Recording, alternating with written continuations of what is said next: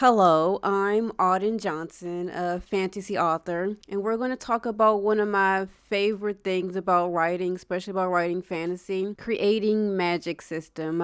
I absolutely love giving my characters magical powers and seeing how they interact with the world and how they develop their powers and how they get out of any sort of conflict that they have with their powers. It's just so fun to create a magic system. So a little bit about me. I've been writing for about 20 years. Well, actually over 20 years. And I actually just realized today as I was researching for this video that I published my first book like in 2013. So that was like 12 years ago, and I didn't realize it was that long ago. So I've been doing this a while. So I'm a hybrid author. I do work with a small press publisher, but for the most part, I do publish the books myself. So I design the interiors, I design the covers, I create the maps, I do all that myself, mostly because I just find it kind of fun. And it's been interesting these past 12 years seeing all the different softwares that have popped up, all the different apps that have popped up to help make life a whole lot easier. Well, I've been doing this a while, but I'm going to sound really old. Things have changed so much since I first started publishing my books. So where can you get ideas on the kind of powers you can give to your characters? Like, where do you even begin with creating a magic system? And for me, basically, it all comes back to anime. Basically, anime, video games, manga, manhwa, or folklore. So I do a lot of research into like actual myths and legends, most because I find it fascinating, but also because it can be very inspiring. So I will take a piece from here, a piece from there, a piece from there, and I'll just mix it all together to create something new. Generally, I don't use an existing magic system. I'll usually create something from scratch. For instance, I wouldn't give my characters a Bankai, but for my Merging World series, the characters have to talk to their powers, have to get to know them, so that they can develop and level up their powers and solve different conflicts that may arise.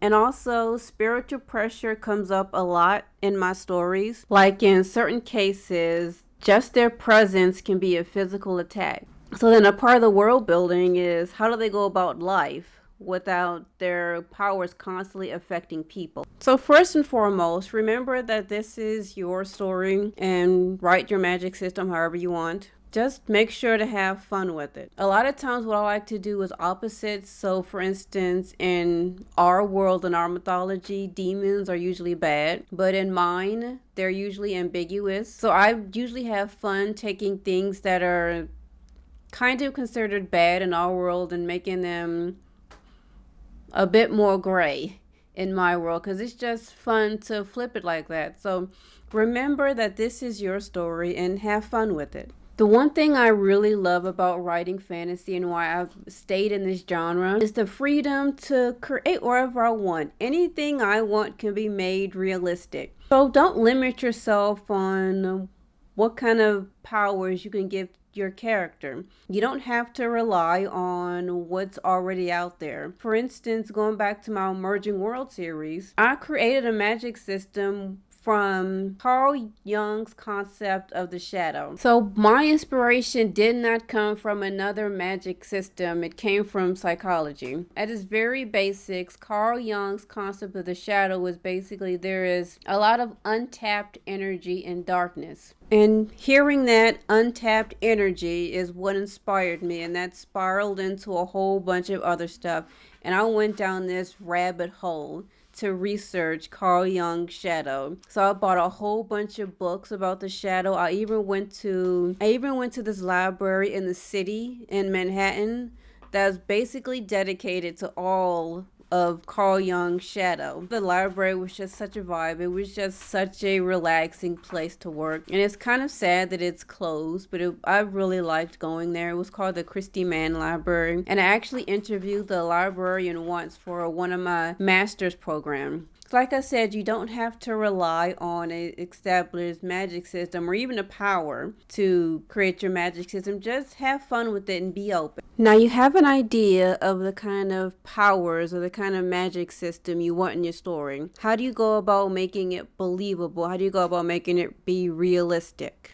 I'll say first and foremost, make sure your magic system has some kind of flaws, because it would be very difficult to have any conflict in your story if you have these all powerful characters. You can make OP characters because it is kind of fun to create very overpowered characters, but it's also a bit more work to create conflict. So going back to my Emerging World series, the main characters are called the Shield, and they have very destructive powers, as in city leveling kind of powers. These people, when they fight, they can destroy an entire landscape, like Dragon Ball Z levels of power. So how do you create conflict? Well, first of all, you create characters that are more powerful than them. But also, I have created characters who spend a good point of the story studying these people, studying how their powers work, and they create things specifically for them, specifically to get to them, to get to their powers. But also, because their powers are so destructive, they actually easily hurt themselves and each other.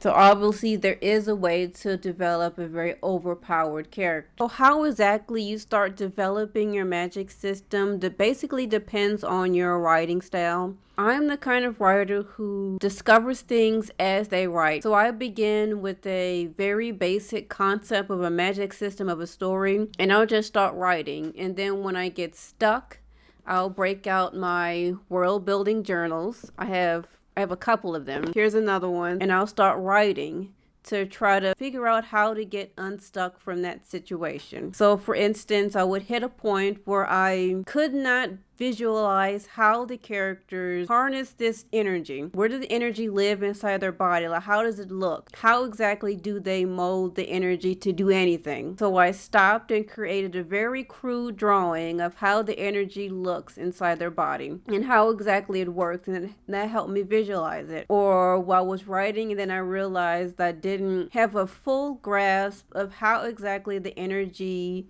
develop, how it became such a part of this world. So I stopped and I just wrote down a backstory for the magic system, for the first shield, and how the power developed into what it is in the book today. And that helps me out a whole lot. It's easier for me to think and work out problems through actual writing. That's why I have my world building journals, because I can think through a problem through writing. But also I had my wall of crazy, because I just had so much stuff in my head and I needed to figure out. So I created all these different Word documents for different aspects of the world and different aspects of the magic system, and I printed them out and I put them up on my wall in order to organize them. And this was before I was able to transfer all that into a notes app that lets me organize my world so much better. But before that, I needed something that I can quickly access, that I can quickly see, because all the information that I had in my head was kind of driving me crazy. And that's also why I started doing world building journals, because it was so much information that I had to figure out and I just needed some place to keep it all together. Now, if you're someone who outlines your story, then you probably start developing your magic system that way. You'll be outlining your story and you realize that you need to think a bit more about certain aspects of the magic system, and that's when you stop and try to figure it out. Another way that I'll develop the magic system, but also is a good inspiration for me, is to look at just general fantasy artwork, because it gives me an idea of what the magic actually looks like when the characters use it, and that better helps me describe it. I will link to some questions that you can ask yourself to help you further develop your magic system systems. For instance, you can ask yourself, is this magic system something everyone can use or only specific people can use it? And if only certain people can use it, what makes them special? Or does the magic change them physically, as in can someone look at them and tell that they have some sort of power? For instance, I generally like to make my characters have different colored hair, different colored eyes, or I'll give them maybe like animal characteristics, something like that. I usually have a whole lot of fun with making my characters, and that's mostly because the magic systems that I create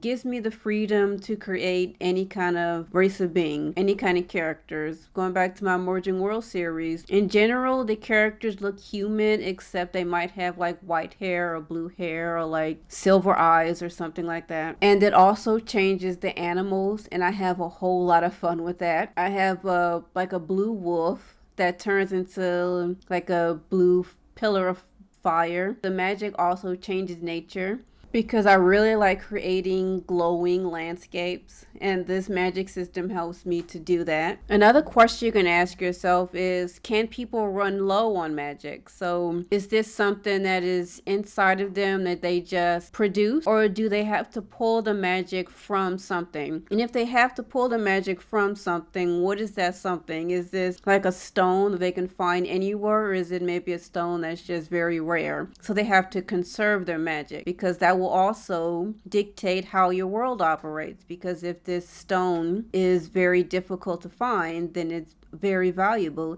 and you could have an entire plot around your character looking for the stone they need so that they can use their power. Is this power widely known? So is this something that everyone knows about, or is it only certain people know about it?